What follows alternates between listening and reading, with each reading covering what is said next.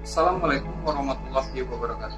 Perkenalkan, nama saya Rahmat Harenso, NPMG 1D015050.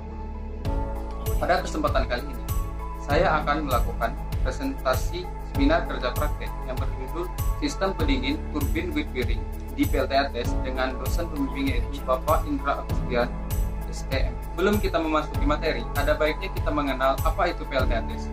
PLTA-TES merupakan pembangkit listrik tenaga air pertama yang didirikan di wilayah Sumatera dengan kapasitas listrik yaitu 23 MW dan sumber air berasal dari Danau Tes yang berada di Desa Tabaanyar dan Desa Turantigi, Kabupaten Lempung, Provinsi Bengkulu. PLTA-TES menggunakan pola kolam tanduk dengan gedung pembangkit berada di permukaan tanah yang memanfaatkan aliran sungai Ketaut yang dibendung di dalam kolam turbin sebelum dialirkan melalui penstock ke turbin PLTA-TES. Pada tahun 1923, itu adalah pengoperasian pertama PLTA-TES di Desa Turantigi. Pada tahun 1958, dilakukan renovasi dengan daya 2 kali 660 kW. Dan pada tahun 1986 sampai dengan tahun 1991 didirikan PLTA baru di dekat PLTA lama dengan kapasitas daya yaitu 4 kali 4.410 kW. Yaitu latar belakang. PLTA-TES merupakan salah satu PLTA tertua di Indonesia. Oleh karena itu, proses perawatan komponen menjadi sangat penting agar tidak mengganggu pengoperasian PLTA, termasuk perawatan turbin. PLTA ini memiliki 7 buah turbin dalam pengoperasiannya. Salah satu komponen dari turbin yang harus dilakukan perawatan adalah with bearing. Selanjutnya, tujuan saya memilih judul ini. 1. Mengetahui apa itu sistem pendingin turbin with bearing. Dan yang kedua, yaitu menganalisis sensor PT100 yang digunakan untuk sistem pendingin turbin with bearing. Yang ketiga, yaitu mengetahui perbaikan apa saja yang dilakukan pada turbin with bearing. Selanjutnya yaitu batasan masalah. 1.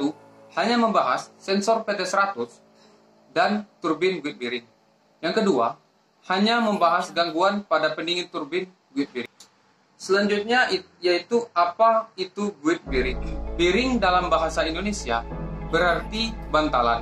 Dalam ilmu mekanika, bearing adalah sebuah elemen mesin yang berfungsi untuk membatasi gerak relatif antara dua atau lebih komponen mesin agar selalu bergerak pada arah yang diinginkan.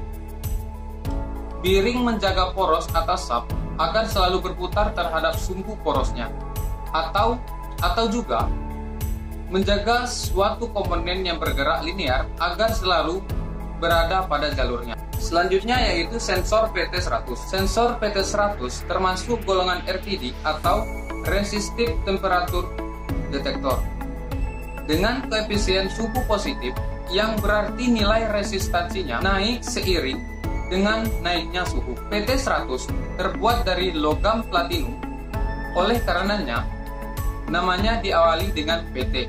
Disebut sensor PT100 karena sensor ini dikalibrasi pada suhu 0 derajat Celcius pada nilai resistan 100 ohm. Ada juga sensor PT1000 yang dikalibrasi pada nilai resistan 1000 ohm pada suhu 0 derajat Celcius. PT100 tipe DIN atau standar Eropa memiliki resolusi 0,35 ohm per 1 derajat Celcius. Jadi, resistansinya akan naik sebesar 0,385 ohm setiap kenaikan suhu pada 1 derajat Celcius. Selanjutnya yaitu sistem pendingin turbin with bearing. Pada with bearing terdapat sistem pendingin yaitu air dari pipa penstock yang bertujuan untuk mendinginkan oli pada with bearing agar suhu tetap stabil dan tidak terjadi overheat. Dalam proses pendinginan tersebut digunakan sensor PT100 untuk mengukur suhu oli. Suhu normal yang dibutuhkan oli yaitu 32 derajat Celcius sampai dengan 59 derajat Celcius. Batas aman suhu pada piring yaitu di bawah 65 derajat Celcius. Jika suhu berada di atas 65 derajat Celcius, maka otomatis alarm akan berbunyi. Dan jika suhu berada di 70 derajat Celcius, maka otomatis turbin akan mati. Ada 3 faktor yang mempengaruhi suhu pada oli dan cara penanganannya.